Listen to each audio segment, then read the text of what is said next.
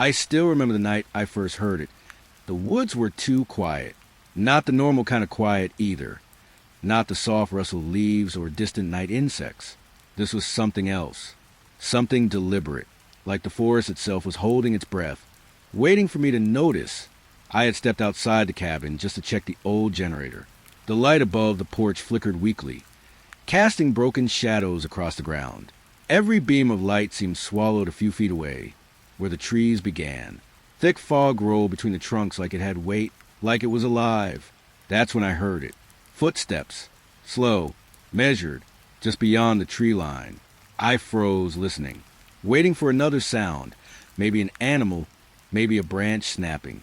But there was nothing, only those footsteps, circling where I couldn't see. I called out once. My voice disappeared into the fog like it never existed. Then the footsteps stopped, and for a moment there was complete silence, not even wind. That's when I saw it. Something standing between the trees, too still to be real, too shaped to be natural, watching me without moving. And even now, I still can't explain what happened next, because when I turned back toward the cabin, I realized the footsteps weren't in the woods anymore. They were behind me. The cabin sits far beyond the marked road, past the last bend where GPS loses signal, and the trees grow too close together. I arrived just before sunset. The air already felt colder than it should have been for early autumn. Dry leaves under my boots, brittle and quiet, like they didn't want to be stepped on. The cabin itself is small, wooden, old enough that the paint doesn't peel anymore. It just disappears into the grain. Inside, everything smells like dust and forgotten smoke. A place that has been waiting without knowing who it was waiting for. I came here for writing, for silence that doesn't belong to anyone else. By nightfall, the forest fully closed around me, not visually, but emotionally, like the distance between trees and walls had disappeared. The lantern outside flickered without wind, light bending strangely, like it was unsure how to exist in this place. I remember sitting at the small desk near the window, paper untouched, pen still capped, listening to the kind of silence that feels too complete. That's when I heard the first step, not inside the cabin, not far away either, just outside, a single footstep in the leaves. Then another, slow, measured, walking a circle around the cabin, like it already knew the shape of the place. I stood up without thinking. The floorboards didn't creak under me. That was the first wrong detail. I moved closer to the window. Fog pressed against the glass like a pale breath.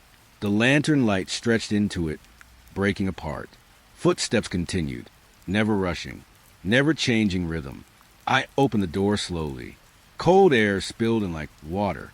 Nothing was there, just the trees. Still, heavy, watching without eyes. But the ground should have told me something. No prints, no broken leaves, no sign that anything had moved at all. And yet I know what I heard, because it didn't stop when I went back inside. It only changed distance. Closer now, circling again. That night I didn't sleep. I sat in the dark listening to a rhythm that didn't belong to anything alive I knew. And just before morning came, the lantern outside flickered one last time, then went still, like whatever was walking finally decided it had learned enough about me. Morning in the forest should feel like reset, but here it felt like continuation. I stepped outside expecting answers. Instead, the air felt rearranged. The tree line was closer, not by much, but enough that my mind kept measuring it again and again, refusing to accept the first result. Where there had been open space yesterday, there were now trunks, thicker, darker, standing where I was sure there had been distance. The forest wasn't growing. It was approaching. I walked forward just to confirm it. Leaves crunched softly under my steps, damp from overnight mist. But the deeper I looked between the trees, the more it felt like they were leaning inward, watching without moving. Something stood among them. A deer, perfectly still, not grazing, not alert, just frozen with its head angled slightly toward the cabin. Its breath didn't show in the cold air. I watched it for a long time, long enough that my eyes started to hurt from not blinking. It never moved, not even once. When I finally looked away and looked back, it was still there, same position, Same silence, but the forest around it felt tighter, as if the space itself had shrunk to keep it contained. I tried to mark the distance to the tree line using broken branches along the ground. Simple logic, something to hold on to. But every marker I placed felt closer than the last, like the forest was stepping forward when I wasn't looking directly at it. By afternoon, I was certain of one thing. The cabin was not in the forest anymore. The forest was gathering around the cabin, waiting, adjusting, learning its perimeter. And the deer was still there when the light faded, still watching the same direction, still not breathing. That night, the wind stopped behaving like wind. At first, it was subtle, a stillness that felt accidental. Then it became structured. Certain parts of the forest moved. Others did not, like invisible walls had divided the air into sections. I stood outside trying to understand it. My breath came out steady, visible, then gone. But the trees only shifted in narrow bands, like something was brushing through them in controlled paths. Not random, not natural. The footsteps returned. But this time they matched my breathing. Each inhale seemed to carry a step. Each exhale removed it. I stopped breathing just to test it. The forest went silent. Then the radio inside the cabin turned on by itself. Static filled the room when I rushed back inside. But underneath it, there was something else. Whispers. Not words I could hold on to. Just patterns that felt like speech that had been stretched too thin. I turned the dial. Nothing changed. The static shifted when I did, like it was listening to my hand. Outside, the wind returned in short bursts, not continuous, not flowing, like someone was turning it on and off. I realized then that the forest wasn't ignoring me. It was responding to me. Every movement I made had a reaction somewhere beyond sight, and the footsteps, they were no longer circling. They were pacing with me, waiting for me to move again. The first knock came from inside the walls. Soft, careful, like something didn't want to wake me too quickly. I froze where I stood in the kitchen. The second knock followed immediately. Same rhythm, same pressure, but I hadn't moved. I pressed my ear against the wall, with cold against skin. Nothing. Then my own voice came from outside the window. Not a scream, not a call for help. Just me, saying nothing I remember saying. Slow, calm, too calm. I walked toward the window and stopped before looking, because I already knew what I would see. Inside, every sound I made began returning wrong. My footsteps echoed a fraction too late. My breath came back slightly deeper than I remembered it. The cabin wasn't reflecting sound. It was editing it. Another knock, closer this time, not on the wall, on the floor beneath me. I stepped back. The floor did not respond immediately. It waited, then shifted, like something underneath had adjusted its position. I realized I was no longer alone in the structure. I had only been the most visible thing inside it. Morning came without clarity. The ground outside the cabin was wet, not from rain, from something that settled overnight and never fully left. I stepped out carefully. That's when I saw them. Footprints, perfectly spaced, too clean for mud, too precise for chance. They formed a circle around the cabin, not wide, not distant, close enough that whoever made them had been standing just beyond the walls the entire night. I followed the ring slowly. Each step I took felt like completing someone else's path. The prints never changed depth, never broke formation. But the strange part wasn't their shape. It was where they stopped. Every time I completed a full circle, the trail ended at the same point. No continuation, no exit direction, just a final step that didn't lead anywhere. I checked for entry paths, for exit routes, for anything logical. There were none. It was as if something had walked in a perfect loop and then decided the loop was enough to observe, enough to learn. When I stood back and looked at the cabin again, the windows felt darker than before, not reflecting light, absorbing it. And I couldn't shake the feeling that the footprints weren't evidence of something leaving. They were evidence of something deciding where it would stand next. The forest felt thinner that night, not quieter, just more exposed. I stayed inside the cabin longer than usual, watching the window instead of the woods. The glass had turned slightly cold, even though nothing had changed in temperature. Then I saw it, between the pines. A shape that didn't belong to distance. It stood too still to be a person waiting, and too defined to be missed. I blinked. It was gone. I told myself it was light, a trick of fog shifting between trunks. But then it appeared again, always during the moment. I wasn't fully looking, never walking, never turning, just existing in broken intervals of my attention. I tried to record it. The camera screen flickered before I even aimed it properly. Static spread across the display, like it had been waiting inside the device. When I checked the forest again, the figure was closer, not physically closer, perceptually closer, like the space between us had lost consistency. I stopped blinking for a while. The forest didn't like that. It felt heavier. When I finally blinked, it was there again, unchanged, unmoved. But now I understood something worse. It wasn't approaching me. It only appeared when I failed to confirm its absence, as if my attention was the only thing keeping it from becoming permanent. That night, I stopped looking directly at the pines, but I could still feel it watching the parts of me I wasn't using. I spoke into the forest without meaning to, just a sentence. Half thought, half breath. Is anyone there? The words disappeared immediately into fog. For a moment, nothing happened. Then the forest answered. My voice came back. Exact. Calm. Too clean. Is anyone there? Not an echo. A return. A repetition that didn't degrade or fade. I stepped outside, slowly listening. My own question repeated again from somewhere deeper in the trees. Then again, and again, each version slightly delayed, like the forest was learning how to speak in sequence. I tried saying something different. Stop. The forest repeated it. Stop. But the second repetition came faster than the first, like it was catching up. Soon there were multiple versions of my voice overlapping through the trees, some delayed, some almost simultaneous, all wrong in timing. I covered my ears. It didn't help. The sound wasn't entering through hearing anymore. It was entering through recognition, as if the forest was reconstructing me piece by piece. When I finally went back inside, I noticed something that made my chest tighten. My voice from outside was now repeating inside the cabin walls. Not from the forest anymore, from within the structure itself. The first step inside the walls was subtle. I thought it was settling wood. Then it happened again, slow, controlled, like something pacing in a space too narrow to stand in. I pressed my palm against the wall. It felt hollow in a way it shouldn't have been.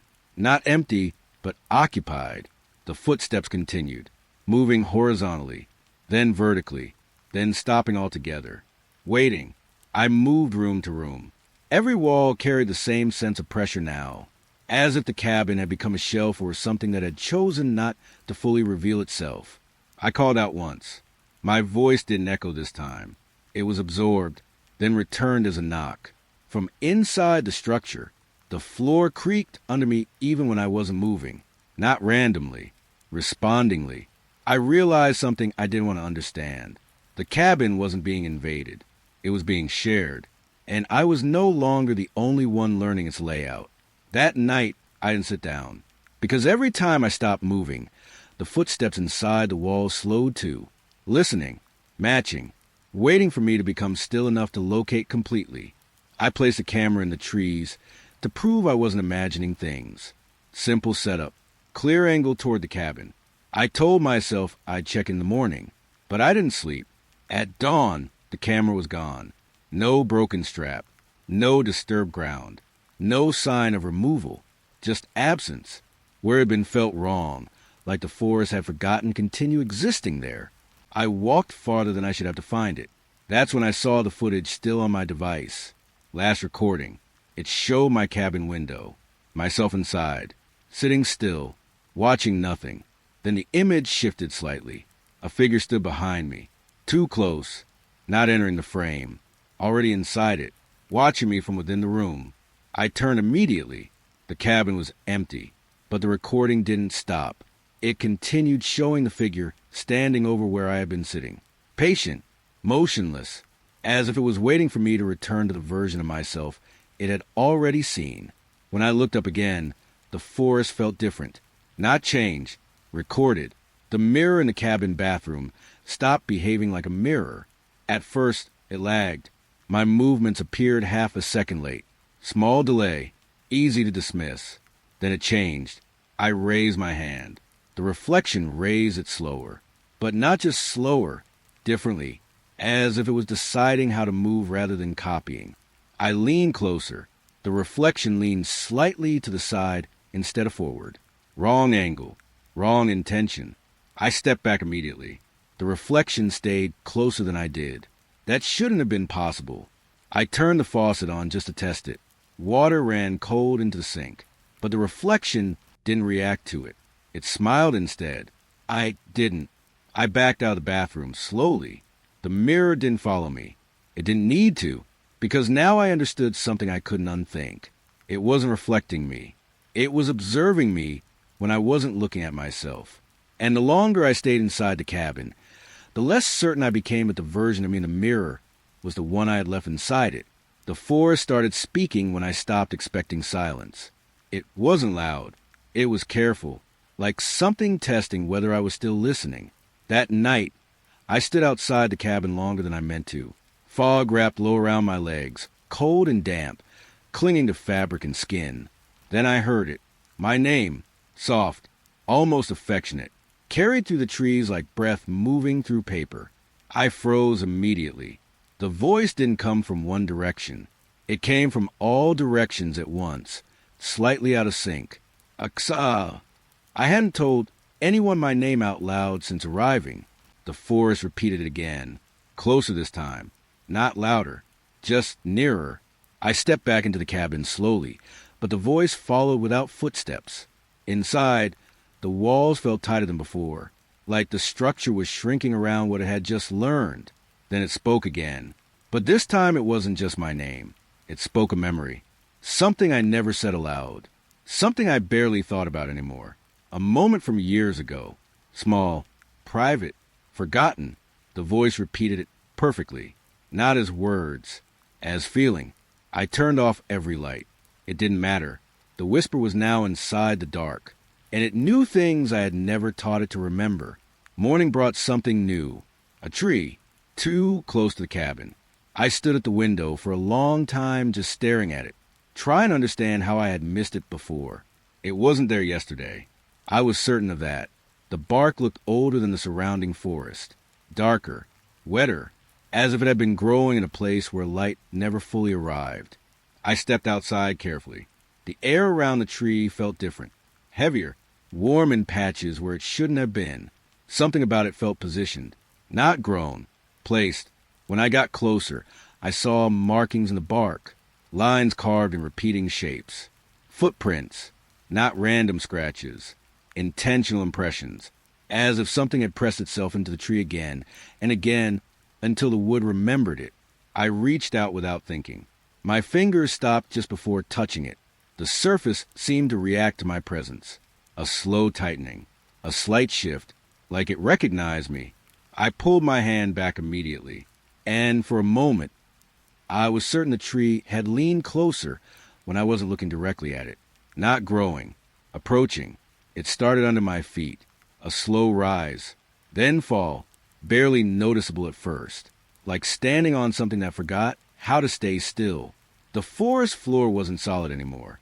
It had rhythm. I knelt down and pressed my palm into the soil. Warm, not from sun, not from decay, from something underneath. Something that didn't want the cold to reach it. The ground shifted again, a gentle lift this time, followed by a soft release, like breathing. I pulled my hand back quickly. Dirt clung to my skin in a way that felt too intentional, like it wanted to stay. From deep in the forest, I heard the trees creak, not in wind, but in response, as if everything above the ground was reacting to something moving beneath it. I stood still for a long time, trying not to disturb the rhythm. But the more I stayed quiet, the more aware I became of it. The forest wasn't just surrounding me anymore. It was layered, and I was standing on one of its slowest breaths. That night, I tested the door. I don't know why. Maybe because I needed to confirm something still obeyed normal physics. The handle was cold, familiar. I turned it slowly. The door opened, but not toward me. It opened away from me, like I was on the wrong side of it. I stepped back immediately. The door remained open for a moment longer than it should have, then closed on its own. No wind, no push, just decision. I tried again. Same result. The cabin wasn't rejecting entry or exit. It was changing orientation depending on intention. That night, I heard the handle move from outside. Once, then again, slow testing. Patient, as if something was learning when I would try to leave. I didn't sleep, because every time I closed my eyes, I felt the door waiting for the exact moment I forgot it existed. I woke before dawn, not from sound, from absence. The forest had changed again. I stepped outside and saw them immediately. Animals, every direction. Deer, birds, small shapes I couldn't fully identify at first, all standing in a perfect ring around the cabin, facing inward, not feeding, not moving, not reacting, just watching. Their bodies were still in a way that didn't match life. No blinking, no shifting weight, no fear. The silence between them felt arranged, like someone had placed each of them carefully into position and removed the ability to leave. I walked slowly toward the edge of the circle. None of them reacted, not even when I got close enough to hear their breath. If they were breathing, I followed the ring halfway around. Still nothing changed. Then, all at once, they vanished. Not ran, not scattered, just gone. Every single one. At the exact same moment. No sound left behind. Only empty space where something had been holding still for too long. When I turned back toward the cabin, I realized something worse. The circle wasn't gone. It had only been cleared, waiting to be filled again. The trail behind the cabin had hardened overnight. Cold earth, thin frost, pine needles pressed flat like old paper. Morning light filtered through the trees in pale strips, quiet enough that I could hear my own breathing settle into rhythm. Step, breath, step. The woods answered slowly. Branches shifted above me. A crow moved somewhere unseen. Then another step followed mine. Soft, measured. I stopped. The forest stopped with me. Only wind remained, sliding through branches like fingers through hair. I waited. Nothing moved. So I walked again. Step, breath, step. And again, another step. Not behind. Beside me. Close enough that I felt it through the ground rather than heard it. A pressure in the soil. A second weight sharing the path. I glanced sideways. Empty air, pale trunks, fog clinging low to the roots. But the rhythm stayed. My pace quickened without permission. The second rhythm matched it. Perfect distance. Never overlapping. It walked with me. Never ahead, never behind, always beside. I slowed deliberately. The other footsteps slowed too. A quiet agreement I had not made. My hands felt cold, though the air wasn't. Breath came shallow, catching against my ribs. I tried stopping mid-step. My boot hovered above the dirt. The other step finished first. Pressed into the earth where nothing stood. A mark appeared beside mine. Fresh, indented, real. I stared at it while the forest leaned closer. Two tracks moving forward together. One mine, one not. I turned back toward the cabin. Each step home carried that companion beside me. Branches rustled unevenly, as if reacting to two travelers. Even the birds shifted position twice. I began counting. 1, 2, 3. My steps landed on odd numbers. The other landed between them, a pattern I could not break. I jumped suddenly off the trail. Leaves scattered under my boots. Silence. No second step followed. Relief moved through me too quickly. Then, one step, off the trail, matching my new position. It had adjusted. Learning. The cabin appeared through trees, would pale against shadow. I rushed toward it. Footsteps hurried beside me, never touching mine, never falling out of sync. The porch boards groaned under my weight, and another groan followed. Same pitch, same pressure. I turned sharply. The porch was empty, but dust shifted where someone should have stood. Inside, the cabin air felt warmer. Still, safe. I closed the door carefully. Waited. Nothing. No steps. Only the quiet ticking of cooling wood. I leaned against the wall, listening to my pulse. Then, one step outside the door. Not approaching, not leaving, just standing there, waiting beside me. The fog arrived before dawn, not drifting, not spreading. It formed, sharp lines between trees, like walls built overnight.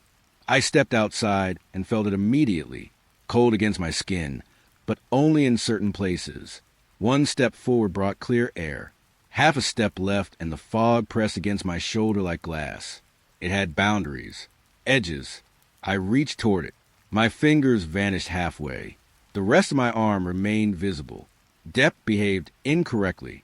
The forest beyond warped into pale shapes that folded inward. Sound moved strangely, too. A branch snapped somewhere behind me, but the echo arrived from the front. My breath sounded distant, as if traveling through tunnels. I walked along one fog wall. It followed a straight path through trees that grew naturally crooked. Geometry inside wilderness. Impossible lines cutting through chaos. I tried crossing. The fog resisted, not solid, not air, like walking into memory. Cold slid through my chest. For a moment I couldn't hear anything. Then whispers returned all at once. Leaves rustling far away. Water dripping nearby. Footsteps that were not mine. The fog rearranged itself slowly. Passages opened. Others sealed. Paths I remembered vanished behind blank white plains. Isolation crept in quietly. The cabin disappeared when I turned around. Only fog remained. I moved faster. The woods narrowed into corridors. Sound stretched thin. Even my footsteps felt delayed, arriving after my body had already moved. I called out once. My voice returned immediately, too quickly, as if someone nearby repeated it softly. The fog shifted again. Trees appeared where open space had been. The path bent sharply without reason. I realized the fog wasn't covering the forest. It was choosing it, blocking directions, allowing others, guiding, or containing. I stopped moving. The fog tightened around me, edges closing, breath shallow, silence thick. Then, slowly, a single opening formed ahead, perfectly aligned with the cabin door. I walked through. Each step felt permitted. Behind me, the fog sealed itself. When I reached the porch, the woods vanished completely, only white beyond the railing. The fog waited there, still, structured, watching without eyes. The chair moved first, only a few inches, but enough that I noticed. I was certain it faced a window before. Now it angled toward the wall. I told myself I had forgotten. Morning light slid across the floorboards, revealing small changes everywhere. My boots were by the door. I remembered leaving them near the bed. The kettle rested on the table instead of the stove. A book open to a page I had never read. The cabin felt distracted, like someone trying to recall a dream. I placed objects carefully where they belonged, watched them, waited. Nothing happened. Relief came briefly. Then I turned away. When I looked back, the book had closed itself. Dust shifted where my hand had not touched. My jacket disappeared entirely. I searched every room. Closets, corners, under furniture. Gone. A strange emptiness followed, heavier than loss, as if part of my memory had been erased with it. Hours later, the jacket returned, folded neatly on the chair. Inside out, the pockets reversed. I checked them. Items remained, but rearranged. Keys where coins should be. Paper folded differently. The cabin wasn't stealing. It was misremembering. Walls creaked softly, with settling like old bones adjusting. Photographs blurred when I stared too long. My reflection in a window felt unfamiliar. I began speaking my own name aloud. Quiet reminders. Proof I existed here. But even my voice sounded uncertain. At night, objects shifted more boldly. A cup appeared beside the bed. A lamp turned toward the door. The door itself opened halfway without noise. I woke, unsure which side of the room I slept on. The layout felt slightly wrong. Distances changed subtly. I walked from table to window and misjudged the number of steps. The cabin's memory was failing, and I was part of it. I wrote notes, left them everywhere. This is your chair.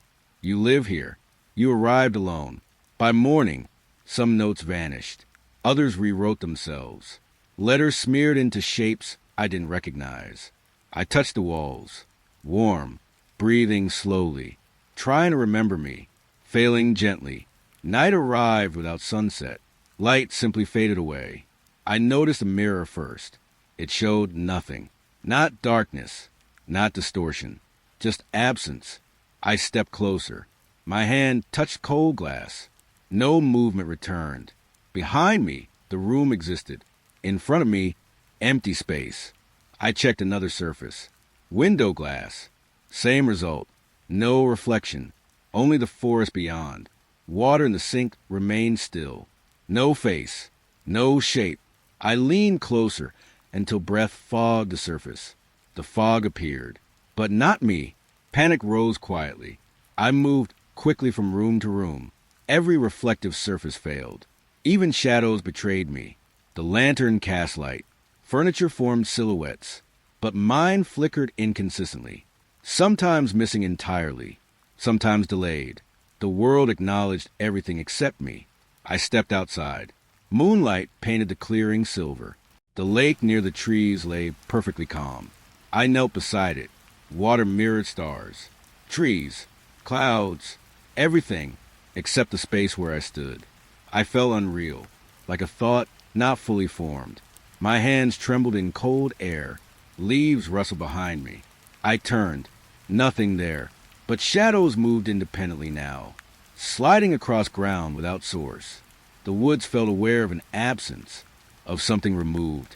Back inside, I avoided looking at glass. But absence followed anyway.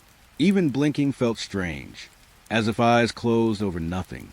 I whispered my name again. The word echoed hollow. The cabin remained calm, unbothered, as if reflections had never existed. And maybe they hadn't. I saw it between trees at dusk, standing where I had just walked.